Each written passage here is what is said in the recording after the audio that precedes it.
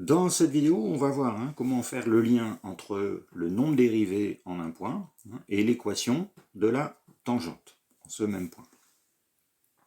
Alors, qu'est-ce qu'on me donne? On me donne la courbe représentative d'une fonction g. Donc on me donne la courbe de g. Et pour commencer, on me dit que pour x égale moins 1, l'équation de la tangente, c'est moins 6x moins 2.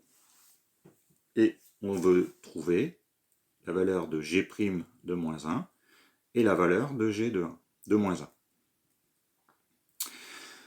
Alors, si je vais sur le graphique, je vois que la représentation graphique, je ne l'ai que sur l'intervalle, on va dire 0, 5. C'est-à-dire qu'en moins 1, sur le graphique, je ne vois pas ce qui se passe. Alors, je pourrais prolonger, mais prolonger, ça laisse toujours l'incertitude. Par contre, on me donne en moins 1 l'équation de la tangente.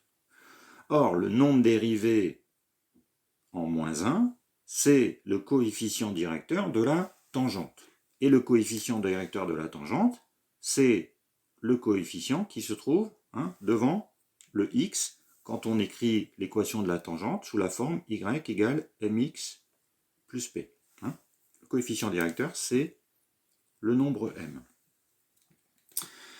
Donc, ça veut donc dire que g' de moins 1, c'est donc moins 6. C'est cette valeur.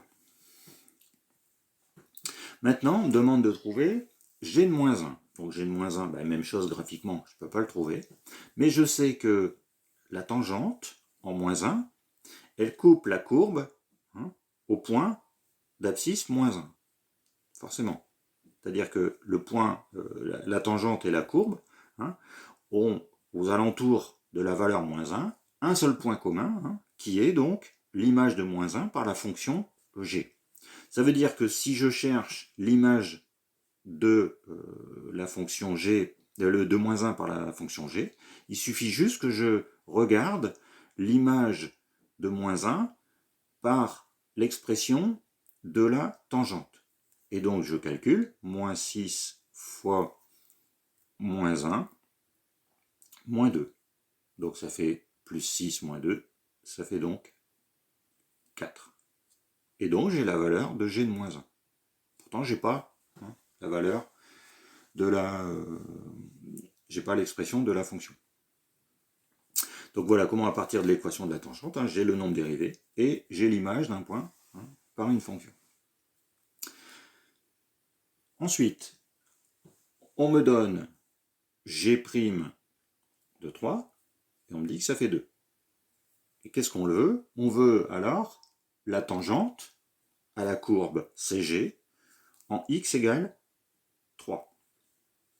Alors, on pourrait chercher l'équation de la tangente et ensuite représenter cette droite, mais je vais tout simplement aller me placer en x égale 3 et prendre le point correspondant sur la courbe. Donc c'est ce point-là. Je sais donc que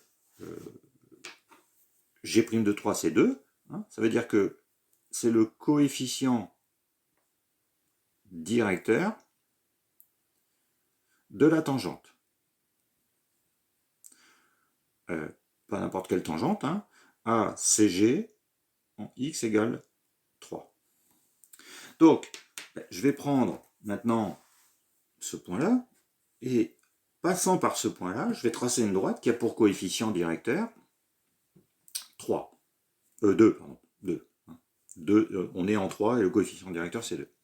Ça veut dire que mon coefficient directeur, je rappelle, quand on le calcule, c'est le delta y sur le delta x, c'est-à-dire si je fais une variation entre deux points, je regarde le delta x et le delta y.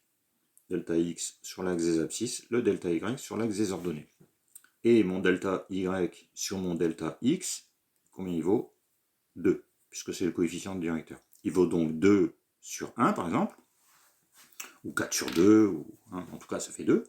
Et donc, ça veut dire qu'en x, on a un déplacement de 1, Donc 1, ça veut dire on suit, plus 1, on suit le sens de l'axe des abscisses. Et 2 en Y, on suit le sens de l'axe des ordonnées, delta Y, 2. Et donc, il suffit maintenant de tracer cette tangente en 3. Voilà. Comme ceci. Et donc là, j'ai tracé la tangente ACG en x égale 3. Donc au point qui est ici.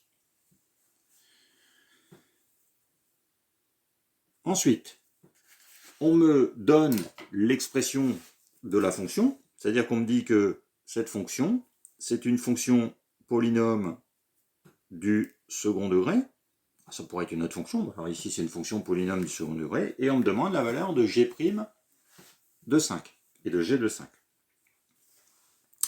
Bon, g de 5, ça pose pas trop de problème, puisqu'il suffit de remplacer dans cette valeur-là, dans cette expression, le x par 5, donc c'est-à-dire 5 au carré, moins 4 fois 5, moins 1. Donc 5 au carré, ça fait 25. 4 fois 5, ça fait 20. Donc 25 moins 20, ça fait 5. Et 5 moins 1, ça fait 4. Et je vais maintenant trouver g' de 5. Et pour ça, ce que je vais faire, c'est que je vais chercher la fonction dérivée de cette fonction g. Alors, j'ai donc une somme de fonctions polynômes, puisque j'ai x carré, j'ai x. En tout cas, j'ai des puissances de x. X carré, quand je dérive x carré, ça devient donc 2x, puisqu'on prend l'exposant et on diminue l'exposant de 1. C'est-à-dire que x carré, on prend l'exposant 2, x puissance 2 moins 1, 1. On fait ça à chaque fois pour les polynômes. On prend l'exposant, on le multiplie à x et on diminue la puissance de 1. Ensuite, on a moins 4x, donc le moins 4, on le garde, puisque la dérivée de k fois x, de k fois une fonction, c'est k fois la dérivée de la fonction. Et on refait le même système, la dérivée de x, c'est x, à la base c'est x puissance 1, donc on prend la puissance 1, donc ça fait 1, fois x puissance, on diminue de 1, on a x puissance 0, c'est-à-dire qu'on obtient 1. Moins 1, c'est-à-dire moins x puissance 0, on recommence la même chose, x puissance 0, si on prend l'exposant, ça fait 0, donc la dérivée de 1, c'est 0, voilà, plus 0. Donc ça fait 2x moins 4. Et ce que je fais, je remplace cette valeur de x, je remplace le x ici par 5. Donc g'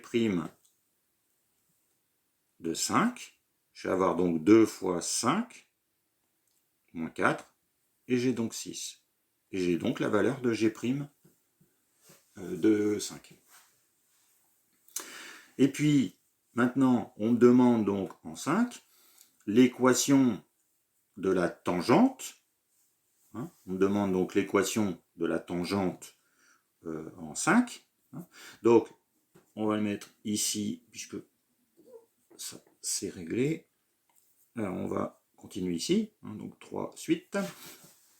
Alors, l'équation de la tangente, c'est de la forme y égale g' de a fois x moins a plus g de a.